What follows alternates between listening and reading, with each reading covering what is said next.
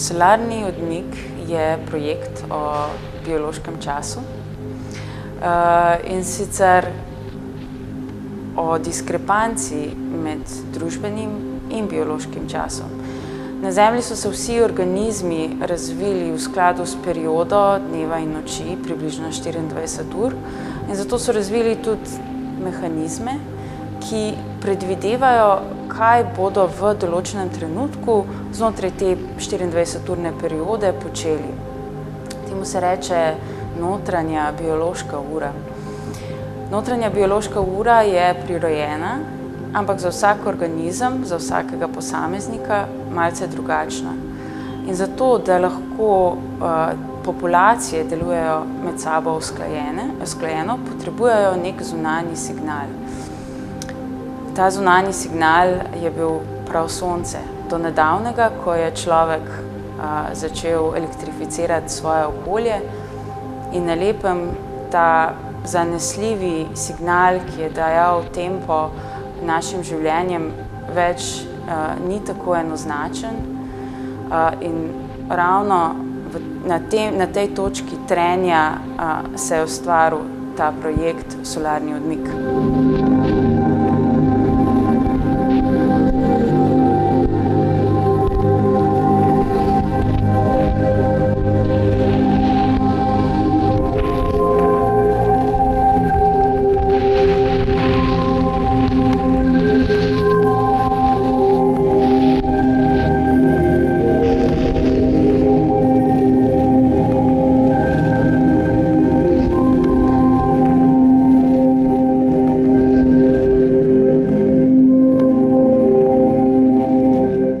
Projekt je pravzaprav sestavljen iz biološkega avatarja,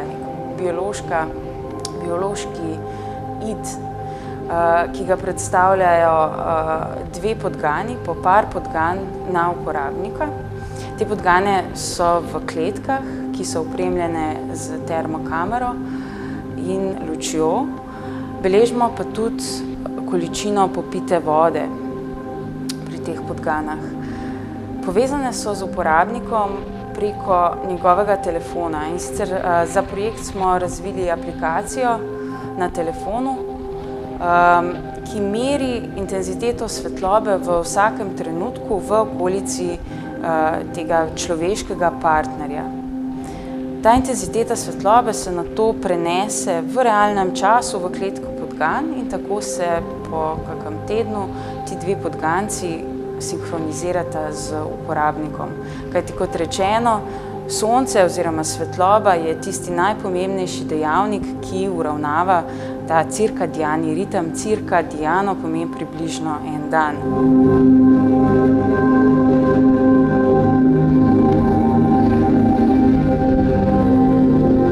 Na ta način tukaj izpostavimo ravno to neodvisnost od zunanje svetlobe, ki jo človek vpeljuje skozi družbo.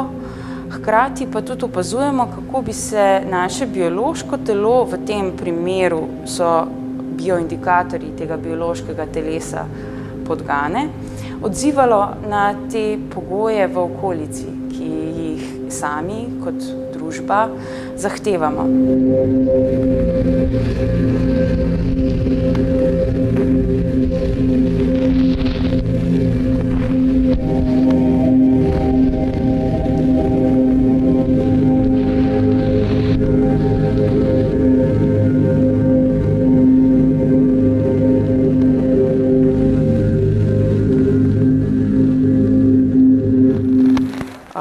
Če ima posameznik urejen ritem, bojo podgane aktivne večinoma ponoči, spale bojo večinoma podnevi in zelo jasno periodo aktivnosti in počitka bodo imele. Dočim, če smo podvrženi stalnim spremembam, dnevnim spremembam in stresu, bodo tudi te podgane odražale ta stres.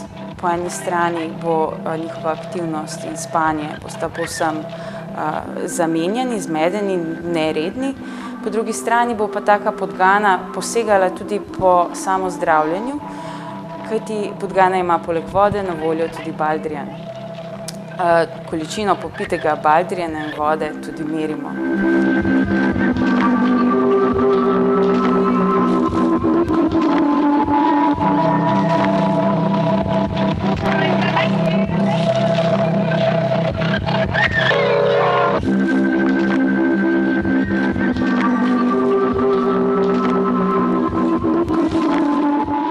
Kontekst tega projekta je pravzaprav shizma med družbenim in naravnim.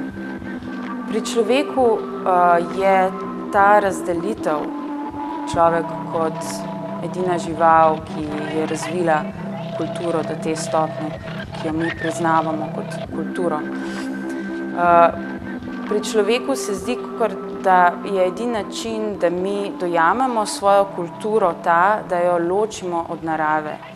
Ko pa pride do naših teles, smo pa vedno v zagati. Po eni strani so naša telesa izpostavljena selekcijskim pritiskom, ne naravnim, temveč družbenim selekcijskim pritiskom. In v tej povratni zanki se ujamemo in skušamo razločiti, kaj je tukaj umetno, kulturno in kaj je tu naravno.